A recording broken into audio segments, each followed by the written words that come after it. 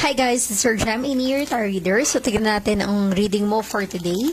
Just a reminder, this is general reading. So, this may or may not resonate with you, so don't take it personally. This is just a guide.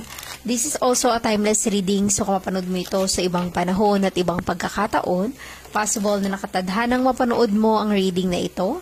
Maaaring yung mga advice and messages na mapapull out natin ay makatulong sa iyong sitwasyon. Also, please like, share, comment, and follow my page for more videos like this. Give me your energy. Ano ang reading mo for today? Give me your energy.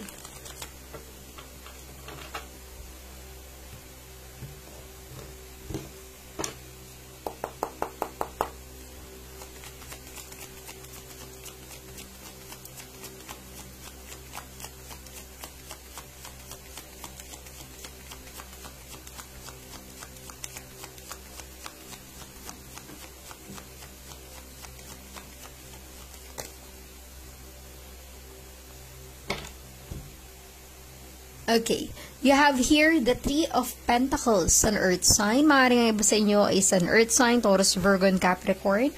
Or posibleng connected ka with an Earth sign, Taurus, Virgo, and Capricorn. Maaaring may letter A sa pangalan mo or may letter C. Or ganun din sa taong involved or connected sa buhay mo. Okay?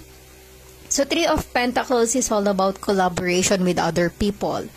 Para sa iba, if this is a positive energy, maaaring meron kang bagong project kung saan kailangan mong mag-connect with other people, kailangan mong makisalamuha, okay?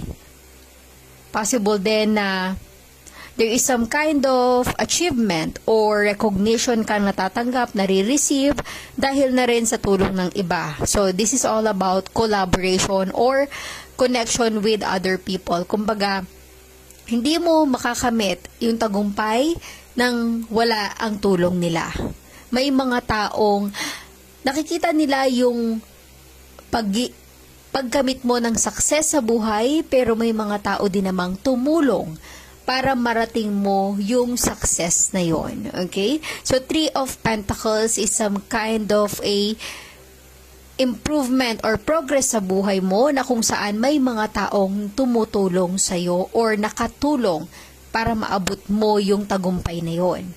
Okay? If this is a negative energy, usually, maaaring merong third party situation para sa iba. Ang iba naman posible na hindi lahat ng mga taong kinakaibigan ka, yung mga taong nakakasalamuha mo, hindi lahat ay malinis ang intensyon sa'yo. Mararamdaman mo or mafe-feel mo na may mga taong pinagkakaisahan ka. Okay? So, be careful din sa mga taong pinagkakatiwalaan para sa iba.